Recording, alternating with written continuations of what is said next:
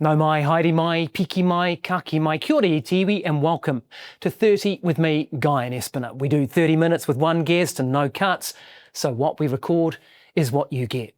Well, it's among the biggest issues of our times, how we navigate the world of social media, AI and digital disruption. Stephen Scheeler, he's the former CEO of Facebook for Australia and New Zealand. He now heads an AI company which aims to map the human brain. So what can someone on the front lines of social media and AI tell us about what impact this technology will have on us, our children and our democracies? Let's start the clock. 30 minutes with Stephen Scheeler.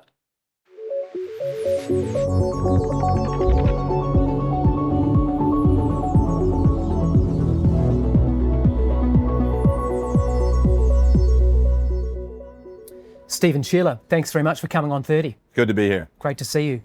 You joined Facebook in around 2011. These were the days of optimism about social media. Twitter was going to be the town square that we could all debate issues on. The Arab Spring was happening and social media was somehow going to challenge the dictatorships and free us from the shackles of government. How's all that working out for us?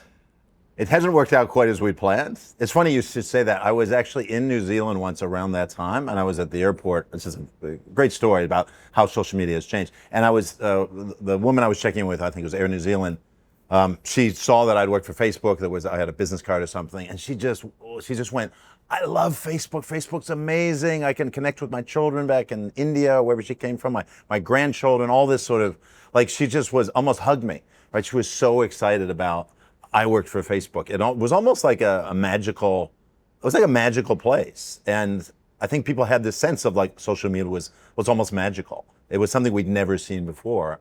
But where are we today? You know, we have seen the ills of many technologies have their pluses and minuses. And often in the early days, we don't see the minuses until time has played out. And I think now we're seeing the downsides of social media in a big way, and I'm not the only ones talking about this. It's in everybody's lives now. We're seeing how social media isn't all good. There are some downsides to it as well.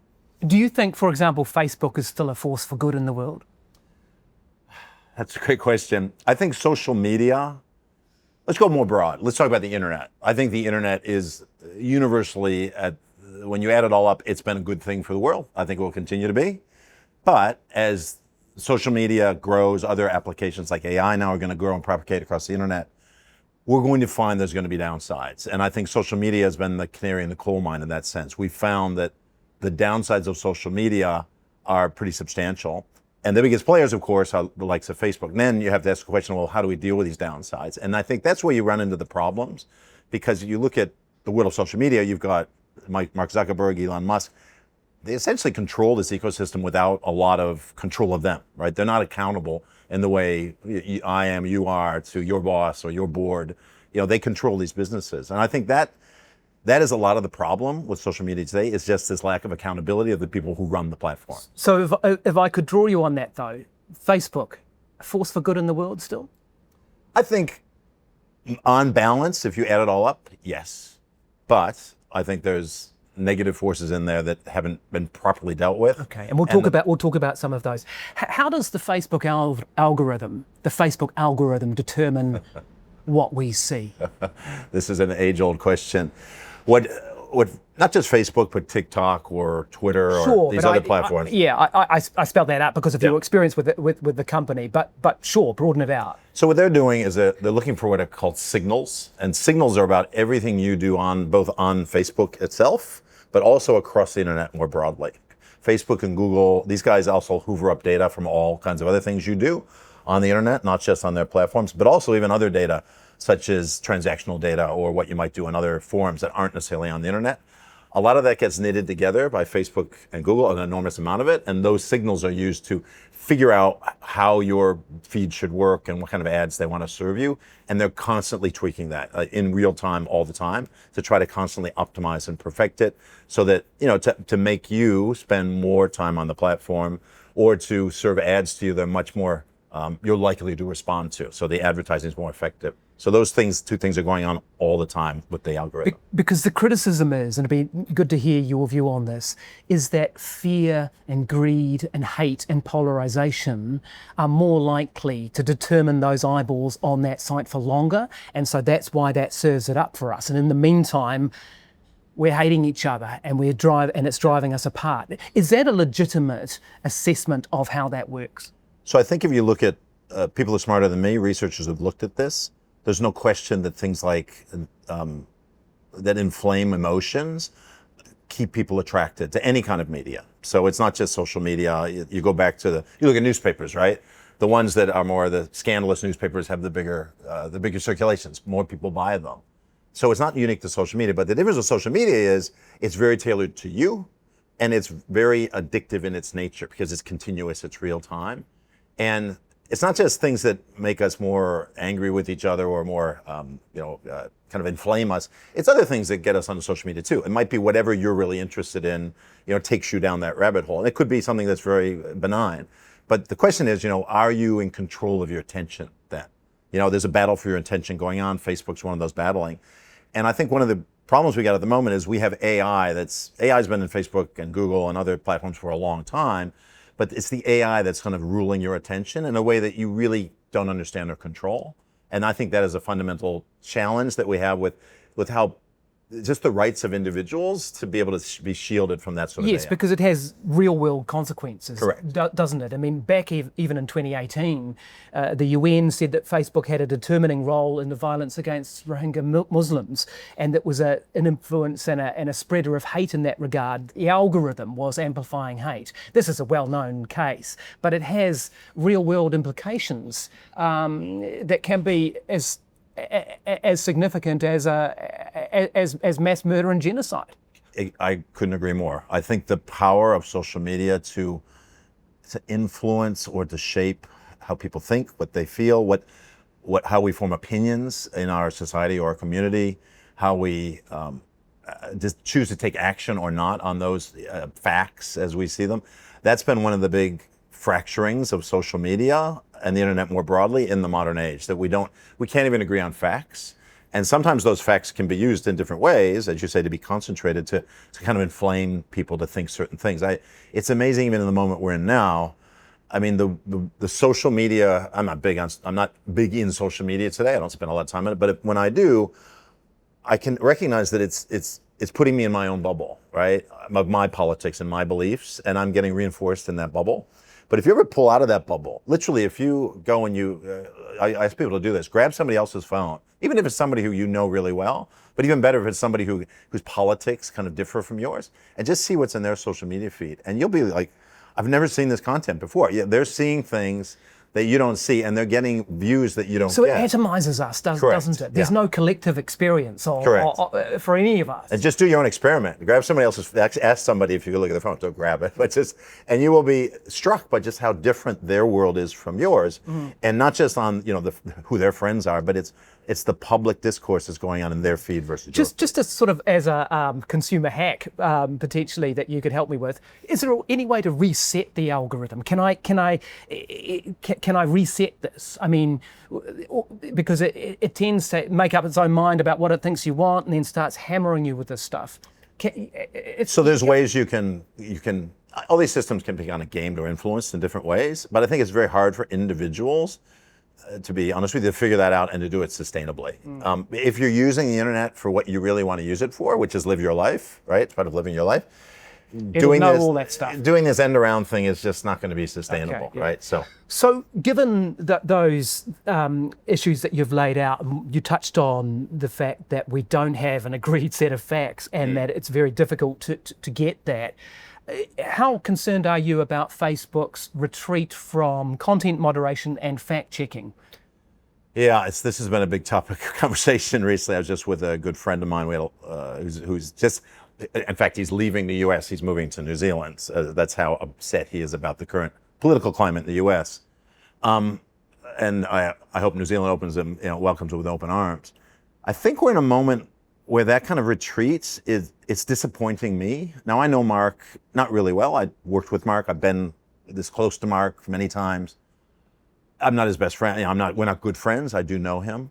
But my observation of Mark is he's not a bad actor. He's not a mean-spirited person. He actually wants to do good in the world. But I don't think he has the moral fiber, and maybe I wouldn't either if I was in his position, but the moral fiber at this moment, I think, to do and say the right things. And I think to do and say the right thing in this moment was to not cave in to Trump.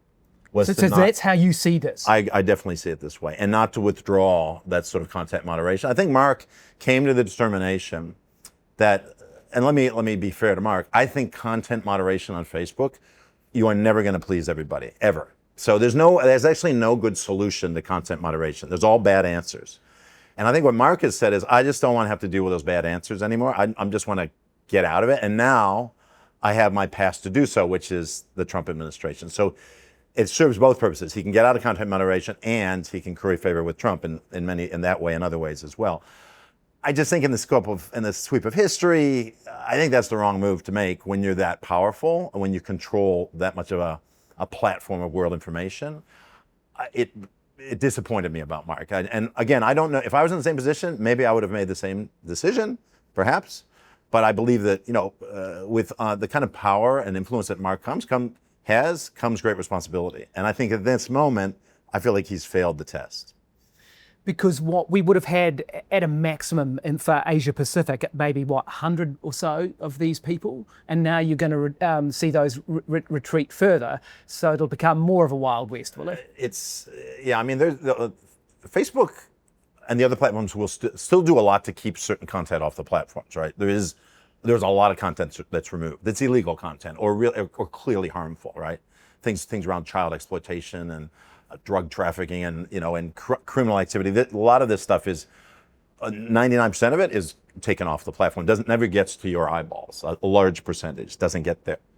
But what Facebook's starting to say is, we don't want to be the deciders of what truth is or what facts are. And there's a lot of that's black and white, but there's this huge gray area in politics now about, is being this right or is that right? Is this wrong? Is that wrong? Was COVID a hoax, or did COVID get caused by a lab in Wuhan? And the truth does shift over time as we get more facts, right? Sure, but it's interesting that as a platform, it can say, oh, look, this isn't my problem. Whereas in the media, in the legacy media that everyone likes to impugn nowadays, you can't just whack anything you like on the front of the New York Times or on Radio New Zealand or any other of these so-called media platforms. It seems like a double standard, doesn't it? Do you think so? And what do you think that the role of social media has been in terms of destroying the health of the... Sadly, it has played a big role in hollowing out the information ecosystems of our countries. And one of the big things that's been affected is local investigative journalism and media. It's, the old days was you would have a newspaper or even a local newspaper that's not in a big city, but it's in the smallest city or town. And that newspaper would sell advertising and classified ads and stuff, and that would make enough money that it could hire a few journalists that would go and cover the local council or the local mayor or the police corruption, or other issues that aren't necessarily as flashy, but they'd be there kind of for the good of the community. So much of that has been hollowed out now; it's gone, and because that business model doesn't work anymore. Facebook's taken away, and Google and others have taken away all the advertising revenue, and so you don't have these investigative journalists in that same way anymore. And it's been replaced with, where it has been replaced with, in some ways, probably less skilled actors. I mean, you've got a lot of people on the internet now who probably they're not trained jouralists. They don't have the same ethics that you do. So to come back to my original question about 12 minutes ago, force for good in the world? You still standing by that? I would say, it's a good, challenging question, and I think on balance, yes, but I think the areas where it's not a force for good are substantial and need to be addressed. Yeah, fair enough. I want to move on to how social media impacts children and young people, but just, you touched on Trump and you touched on Zuckerberg. Do you understand this whole tech bro Trump alliance, or was that something that you saw coming? Because Silicon Valley always used to be quite sort of left of centre, didn't it?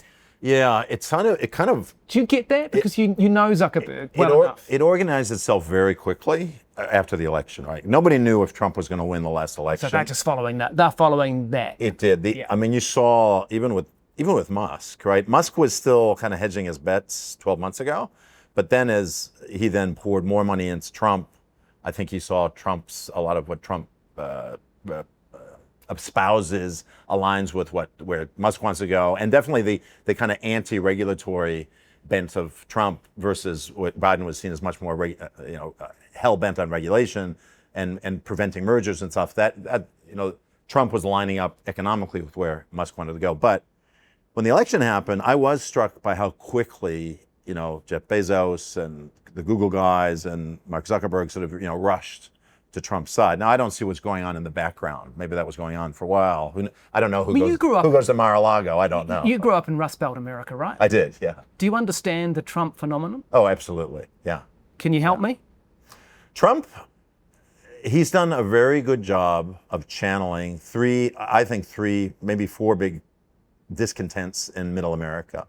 And without going too deep in them, one is these forever wars, that the criticism that we have all these wars, we spend all this money, yet where are we? Iraq, Afghanistan are still chaotic and still ruled by the people we were trying to defeat, essentially. Why did we do all that? Okay, that's number one. Number two is the hollowing out of the American economy, right? The idea that manufacturing jobs left, globalization was going to make America better. It did, on balance. It made it probably a stronger, better economy, but there's people who got left behind. And a lot of those folks are in Middle America, where I come from. And then the third is immigration. And so as people were in those communities, they've kind of lost their jobs, the factory shut down, their sons or daughters who went to Iraq and came back dead or worse, injured in different ways. And now they're saying, well, then these immigrants are coming in and taking our jobs. And so Trump tapped into all three of those things. And then I think the final thing was just the idea that, the Democrats and government don't care about you. They couldn't care less. They're elites. They live in the coastal cities. They've never even been to your city or your town. And that's where I come from. That is a very strong set. All those things knit together. And a lot of Americans were looking for somebody who spoke to that. And they found that the Democrats didn't speak to it. And Trump absolutely did. So that's a good Trump 101. Thank you for that. If we return to social media, and I did say that we wanted to look at its impact on children, having a bit of a moment at the moment, isn't it, with the Netflix series Adolescence, many other stories in popular culture, as well as scientific research showing the negative impacts that many of these platforms have on young people. Australia has reacted by legislation to ban social media accounts for under 16s. Yeah. Is that a solution? I've been asked about this in the media by others in Australia, and my view is I actually think the idea of restricting access to social media up to a certain age, in this case 16, you can debate the age. Before it's been 14 or 13, now it's 16. I think there's a lot of evidence that shows that that's a good idea. And so I think that the restriction, is a good idea. I think the problem is going to be in the execution of how that actually happens and how you make it happen, because there's a lot of thorns in that. But I think overall, and as a parent myself, if you're a parent, others, you'll know the challenges of social media with your kids, and leaving it to parents alone to figure it out, I don't think it's fair. Because that's where we're left, isn't it? I'm a parent too, and that. What is your approach with kids? Do you think it should be 16 is about right? Yeah, I think 16 is about right. I mean, I think 16 not just sounds about right. I think the research and evidence I've seen shows that in terms of development of and it's not because we're trying to protect kids from smoking or something, which is or alcohol, which is physically bad. This is mentally challenging. It is, and it's frightening, isn't it? The human brain doesn't evolve enough and develop enough up until at least that age that it can handle some of the challenges that the algorithms present for. Did Facebook care about this stuff when you were there? Because I see these documents were leaked in 2021, Facebook documents showing that they knew that Instagram was toxic for teenage girls, but they downplayed this in public. So did Facebook care about that? Yeah, I wasn't inside every one of those conversations. Sure. Big organization. But my sense was the company did care, and the company did a lot of work to figure these things out. But you've got to remember, I think we're naive to think that Facebook or any company works against its own best interest. Facebook's best interest is getting more people on the platform, using it more within the bounds of the law, right? The same is true of tobacco companies back in the day, or the company trying to sell you a sugary drink. They're trying to get you to drink more of this drink. Facebook's no different. And so I think within those bounds, the company was behaving appropriately. Maybe appropriately is not even the right word, but it wasn't behaving illegally. But No. I think the issue that I think many of us who left Facebook have had is that Facebook always presented a moral face to the world, that it's like, we're going to do the best for you. And the truth is, behind the scenes, they weren't doing the best for everybody. Another example in 2017, an internal memo revealing that Facebook was offering advertisers the opportunity to target teenagers when their post revealed low self-esteem. So beauty products could be targeted to girls beauty products could be targeted to girls when they deleted a selfie. Yeah. That's just so sad and seems so bloody evil. That's unacceptable. I think those sorts of things, Facebook failed. Facebook should have said no, that should not be allowed to happen. And I don't think the moral line was firmly drawn enough inside the company. And it was because the profit motive and the drive to expand usage and get people spending more time on the platform overrode everything. And that is the challenge of social media. The social media companies don't have an interest in you spending less time on their platform. They have an interest in you spending more time, whatever age you are. Right. Do you think that person who checked you in at Air New Zealand today would hug you? I would hope she still would, but I've matured in my view. A lot of us who were in the early days of Facebook have mixed feelings about what we built and what exists today. Do you? Oh yeah, I'm proud of it, but at the same time, I feel like I should have known more somehow. And what could I have done something? I was just a cog in the machine.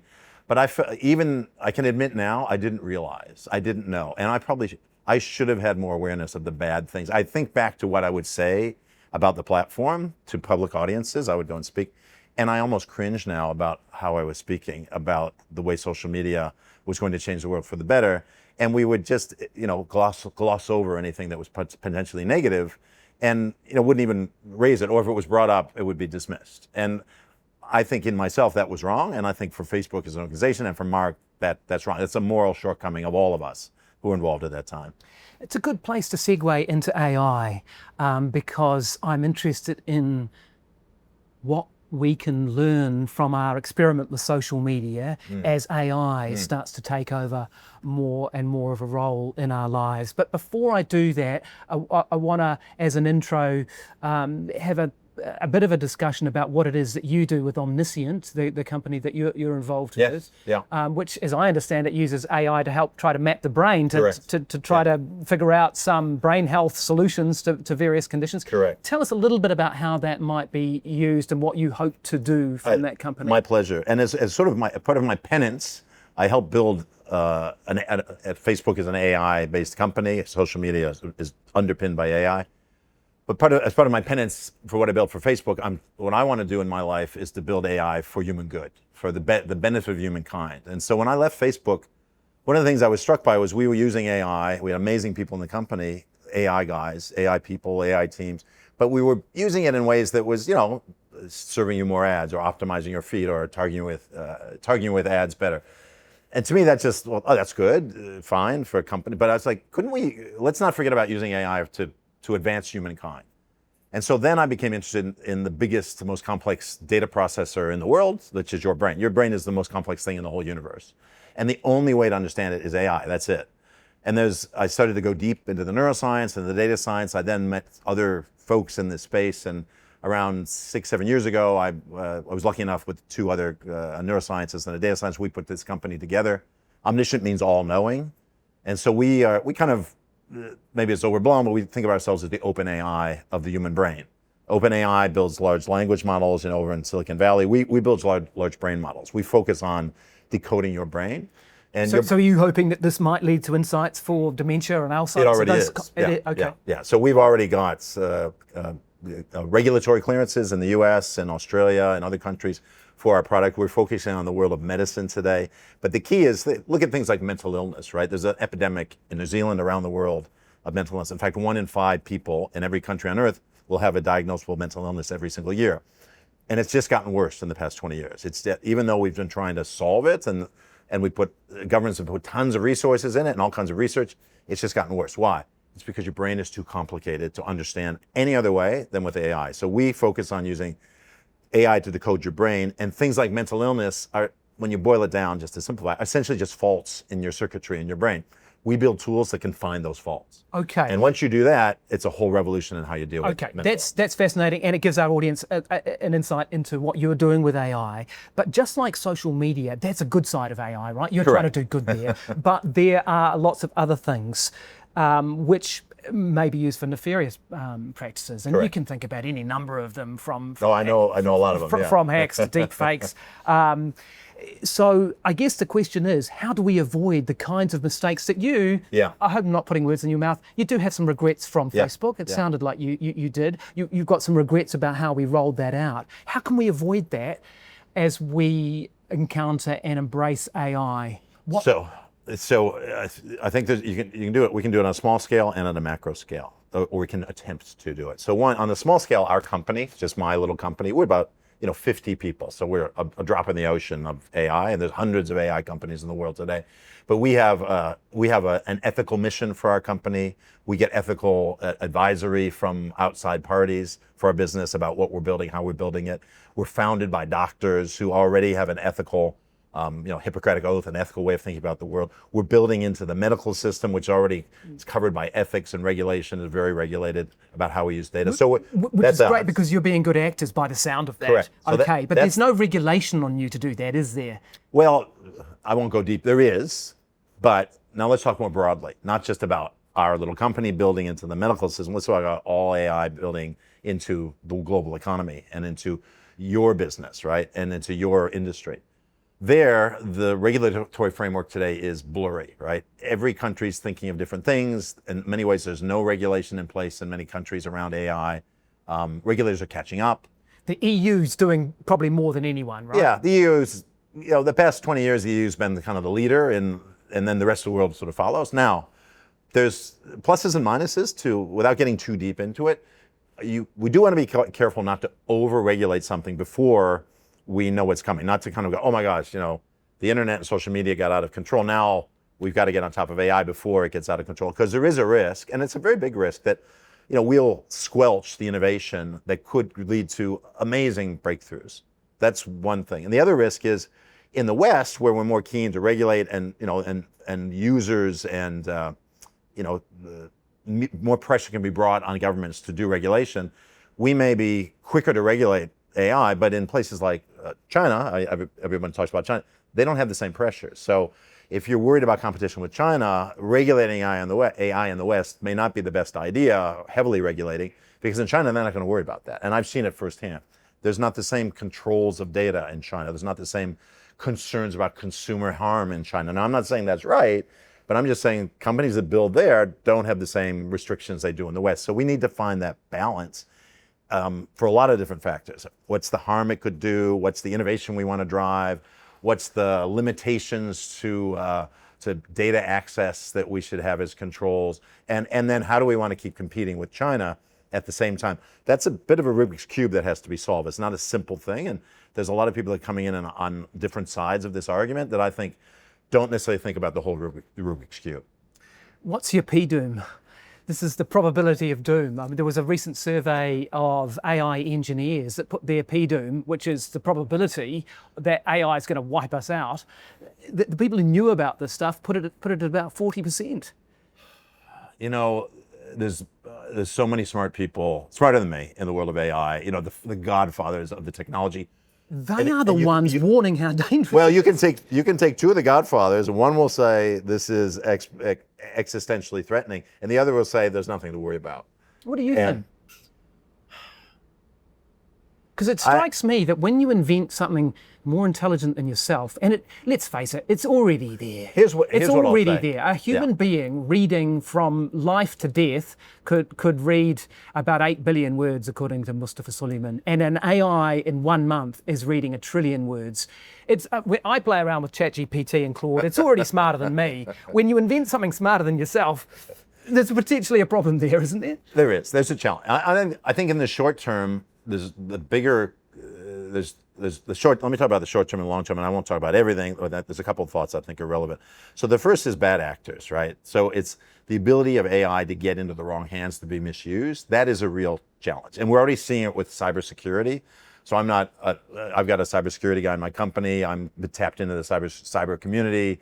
You just have a look at what's going on in the world of cyber. You will see that the attack vectors that are rising up now because of generative AI are exponentially increasing. I mean, you're going to get all kinds of attacks coming. That's just cyber. So in the world of bad actors, there is a lot of risk that AI in the wrong hands could cause a lot of problems to the world. That's one thing I'd say. The second thing I'd say is we're in an interesting moment here. I think one of the reasons we're also worried about AI is through millions of years of evolution, there's been one top dog on this planet, so to speak. It's been us, we're humans. And I step, if I walk down the street and I step on the ant, you don't hear from the ant, right? The ant has no recourse. And even animal rights, I mean, is a new idea, right? It's relatively recent. We were wiping out species for years. We were torturing it. Even how you slaughter an animal now you have to think about the animal's emotions. My point is this: we now have an intelligence that rivals us for being on top of the tree, and I think all of us feel the existential chill about that, just as you've referred to about. So where am I going to fit in? Am I going to become the ant that gets stepped on? Am I going to become the cow that gets slaughtered? And how do I play into this ecosystem? And what are my rights? What's my life going to be? What's the life of my kids and my grandchildren going to be? How are they going to be fulfilled? How are they going to pay for their life if they don't have a job? And I think that's something governments have to get a lot better, and the AI experts have to get a lot better at explaining to us and really helping us think through. Well, thank you for helping us think through those issues today. Really appreciate your time. My pleasure. That was 30 Minutes with Stephen Scheeler. This is 30 with me, Guyon Espiner. We'll catch you next time.